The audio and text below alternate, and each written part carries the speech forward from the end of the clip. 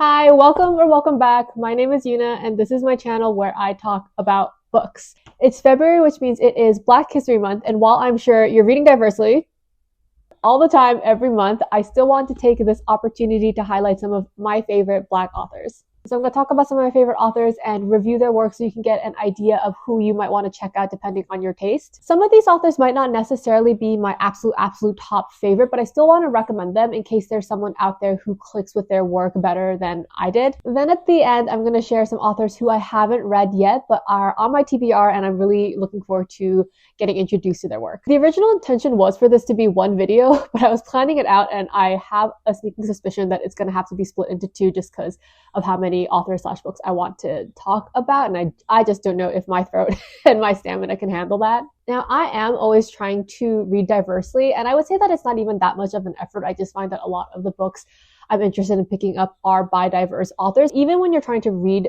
under the umbrella of Black authors, there's so much diversity in there, right? You want to be reading from authors across the gender spectrum. You want to be reading queer Black authors.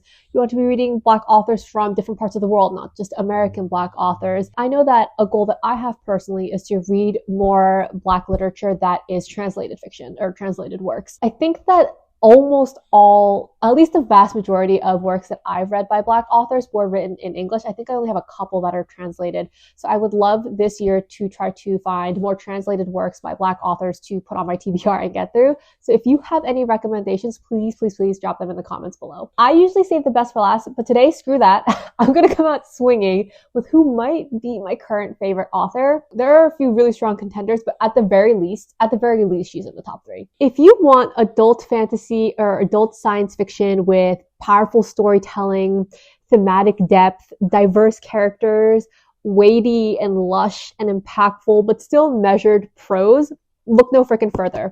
If you want unconventional and experimental narrative voices and narrative structures, or if you want gritty, unhurried, and immersive world building that turns fantasy tropes on their heads, yeah, I present to you N.K. Jemisin.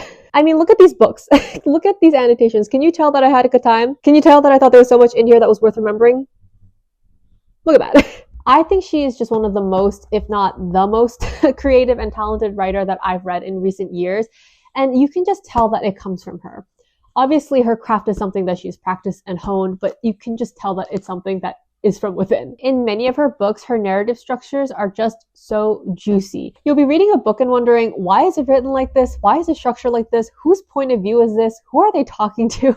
And you might be confused, but listen, when you get to the end and it comes together or it's revealed why a book was written the way it was written, you're going to get your mind blown. If you see my TBR, then you'll know that I haven't read, it's right here, but I haven't read the Broken Earth trilogy yet, and that is arguably her most famous work and where I think most, or at least a lot of people start when they introduce themselves to N.K. Jemisin. I tend to save the best or what I think is going to be the best for last, so I decided instead to read the rest of her works before getting to the Broken Earth trilogy. It's the only thing I have left of hers to read, and I'm honestly kind of sad because I won't have any other published N.K. Jemisin works to look forward to, so I'm praying that she publishes something new soon so that I'm get over that fear. While I am absolutely sure that the Broken Earth trilogy deserves the hype, and I have no doubt that I'm going to love it, it does make me sad that her other books don't get as much hype because they're really great. I just don't think that people talk about her works enough, so I'm here to stand on business. I'm going to start with the Inheritance trilogy.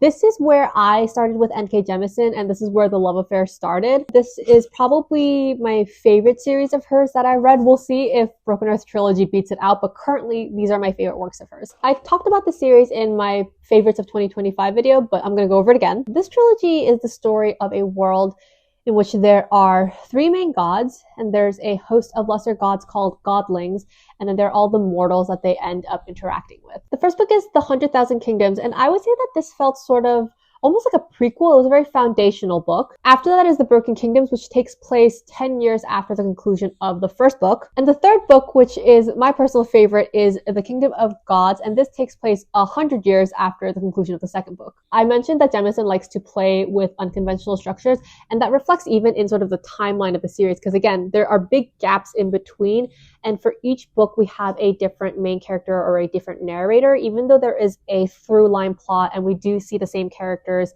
or some of the same characters, appear throughout the 3 books. The narrative structures of these books are super interesting, especially the first 2 books. Jemisin writes them in a way where you might be confused or just kind of wondering what is going on, but the reveals at the end of these books where all of it comes together and it clicks, telling you, goosebumps. I've mentioned this before, but one of my pet peeves when reading books about these immortal gods or creatures that are thousands of years old is when they're written just kind of like normal people but with powers. Jemisin does not do that. She does not stray away from exploring this strange sort of unknowable quality of gods. Their morality, their relationships with each other and with humans, their understanding and experience of things like love or mortality or relationships or sexuality, all that was so fascinating and it was so different from humans. So I really had a great time exploring that in these books. There's also a novella called Awakened Kingdom and a collection of short stories in this universe, and I would recommend picking those up after because they're also really fun. The Dreamblood duology is another dark fantasy, this time set in a city called Gujare, inspired by ancient Egypt, and in this city, peace is the highest law. There's a group of priests in the city who are trained to enter people's dreams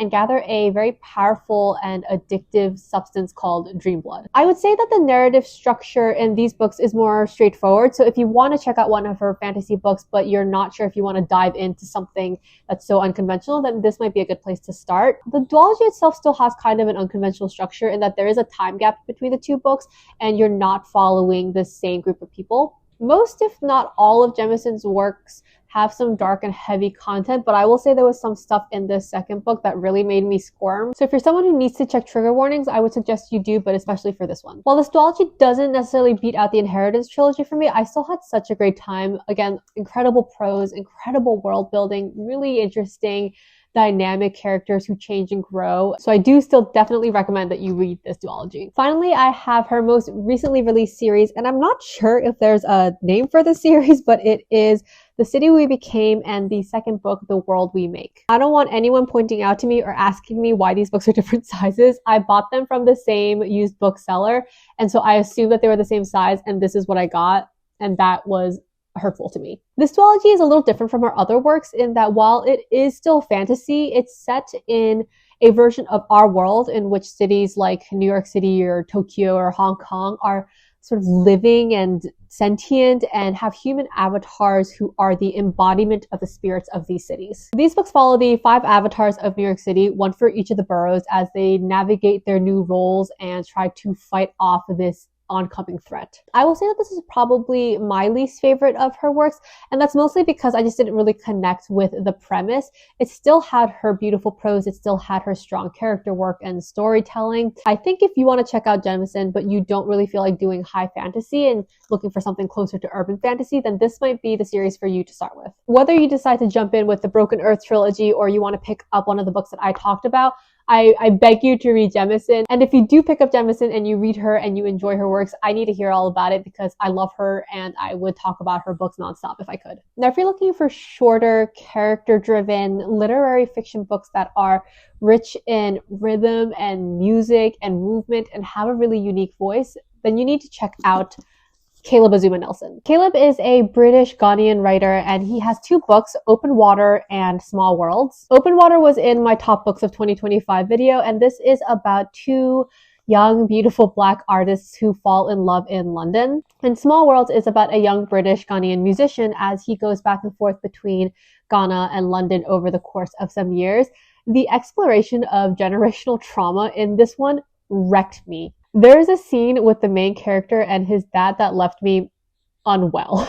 Both of these books center Black artists and are incredibly and beautifully introspective while still situating the characters and their experiences in the broader landscape of Black culture, Black art, Black community, Black experiences in the world. He writes so tenderly about love and freedom and expression and the desire to be free and expansive and fully yourself in a world where the systems really just don't want Black people to have that space. One of the most impactful things that I think Caleb writes about is the power of being truly seen and loved by someone, and how even that love isn't powerful enough to erase all the fears and wounds of living as a Black person in this world.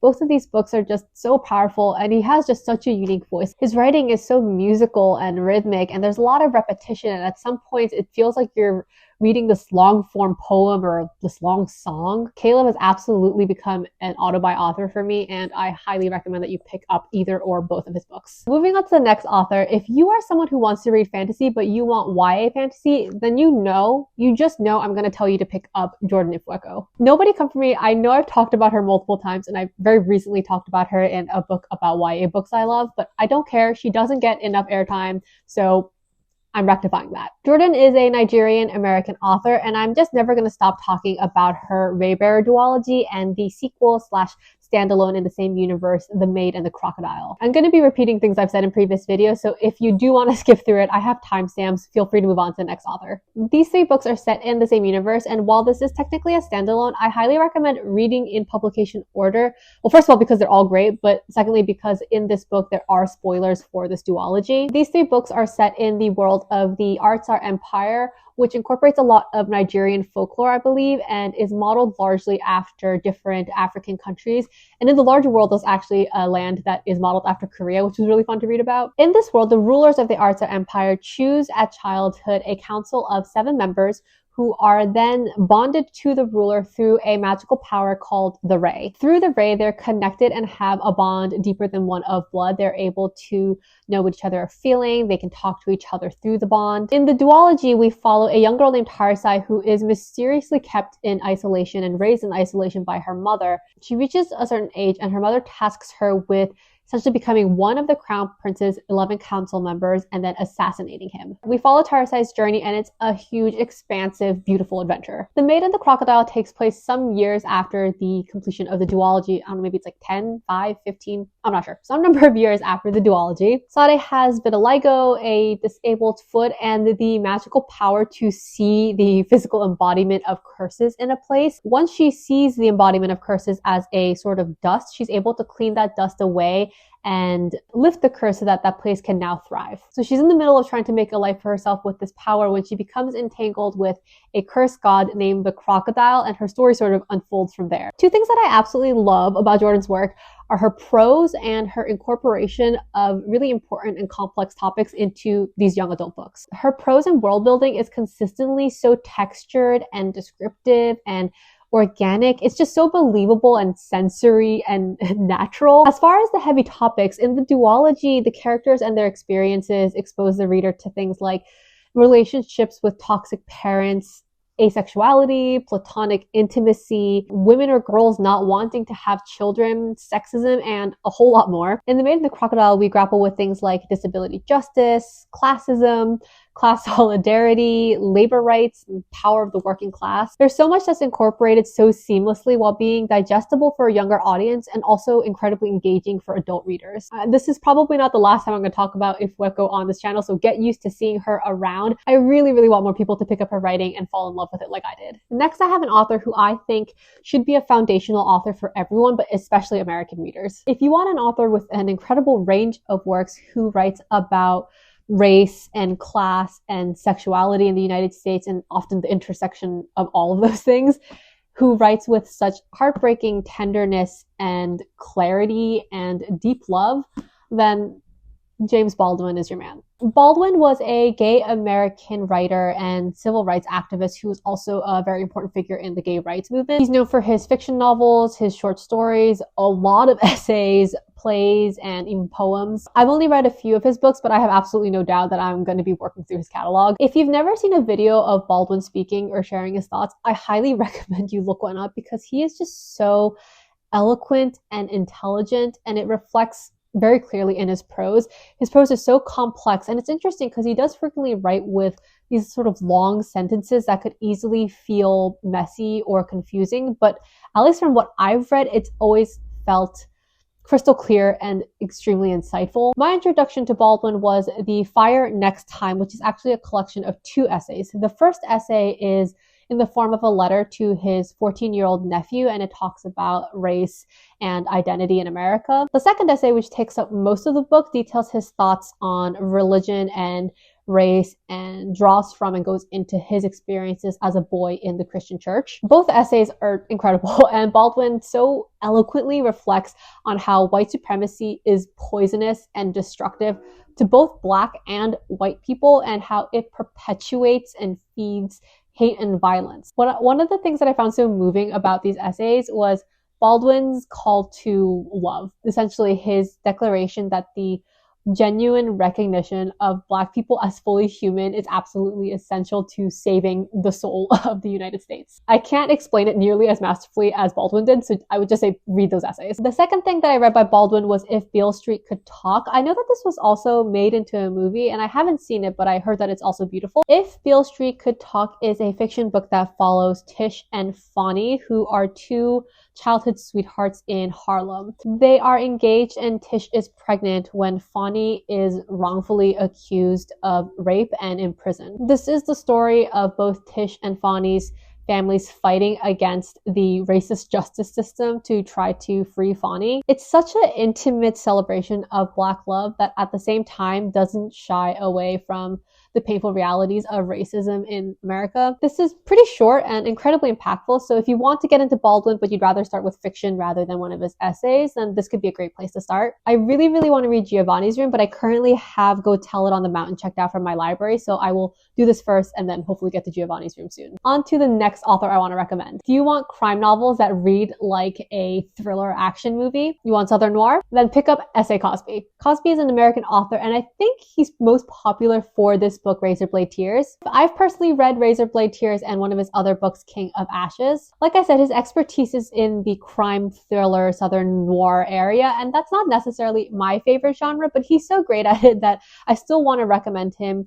Because if you're like me and you don't necessarily like that genre, you might still enjoy his books. Or if you do like that genre, then you'll absolutely love his books. King of Ashes follows the main character Roman and his two siblings. Roman, who is a financial advisor, returns home to his family's crematorium business. Get it? King of Ashes. Crematorium business. So he returns to his family's crematorium business in Virginia after his dad is in an accident. Once he returns, the reemergence of old family secrets and the circling of dangerous criminals makes for a very high octane story full of complicated and morally questionable characters. I had a lot of fun with this book, even if it wasn't necessarily my favorite book I've ever read. After that, I picked up Razorblade Tears. Now, Razorblade Tears is the story of two homophobic dads, Ike and Buddy Lee, who come together after their respective sons who were in a interracial gay relationship are murdered. Was that sentence really confusing? I don't know. So there's Ike, a Black man, and Buddy Lee, a white man, and their sons were in a gay relationship and murdered. So Ike and Buddy Lee agreed to work together to find and kill whoever is responsible and essentially avenge their sons from whom they were estranged because, again, they're both homophobic. I have to say that at first I was unsure and even mad about the premise of this book. I just thought, God, I don't know if I want to read a story in which two kind-hearted gay men who were in a loving relationship have to die so that two homophobes can have a redemption arc. And if you want to pass on this book because that premise is not for you, I totally get it. I did go ahead and read the book, and I have to say that for me, the star of the story is Buddy Lee. That man made me laugh out loud so many times. He is a riot. He is a menace. The book, once again, it's action-packed, it's stressful, it's funny, and I hear almost everyone saying that this is his best work. So if you want to dive in, I would recommend starting here if the premise doesn't turn you off. You know what I'm calling it? I'm gonna have to separate this into two videos because I still have a bunch of other authors to get through and I'm losing my voice already. But before I wrap it up, I want to share two authors who I am very excited to get to this year. I am literally gnawing at the bars of my enclosure. The first is Rivers Solomon. Rivers is a non-binary author who's known for their dark speculative fiction and literary fiction. I believe they do some horror as well. I currently have The Deep, which is a novella about a society of mermaids who are descendants of pregnant enslaved women who were thrown overboard off of slave ships. I remember reading that synopsis and being like, yep, I have to read that. I also really want to read Sorrowland, which I heard is a blend of body horror and literary fiction, which touches on themes like motherhood and queerness and transformation. That sounds really cool. I also really want to read Model Home, which I think is their take on the haunted house trope. If any of you have read River Solomon and you have a recommendation for where I should start or which books I should prioritize, then please let me know in the comments. I'm really excited to get to this author. Another author who I'm really looking forward to getting acquainted with is Tananarive. I talked about this book in my last video. I don't know a whole lot about her, but she is an American author who I think is best known for her speculative fiction, horror fiction, and historical fiction. I saw somewhere that she also writes Afrofuturism, which I'm really excited for. I had another author who was sort of my go-to for Afrofuturism, and I read them all the time. Unfortunately, I have since stopped reading or promoting that author, so I would love to have another person to go to for great Afrofuturism. I'm definitely going to start with the Reformatory for Tananarive, but if any of you have read her other works and have any suggestions on where to go after, please let me know. Believe it or not, I only made it through about half of the authors that I had planned to talk about in today's video, but like I said, my voice is starting to go, so I'm gonna cut it here and I will film the rest in another video, and this will just be a two-parter. I hope that some of the authors I talked about today interested you. I think that they have their own individual strengths, and the authors I mentioned that I haven't gotten to yet, I'm really excited to get to, and obviously I will report back. If you have read any of these authors, I'd love to know your thoughts. If you plan on picking any of them up, let me know who and which books. And if you have any recommendations for Black authors that you think I should read, absolutely please leave them in the comments below, especially if they are translated fiction. Keep your eye out for part 2 of this video. As always, thank you for being here. Happy reading, and I will see you in the next one. Bye.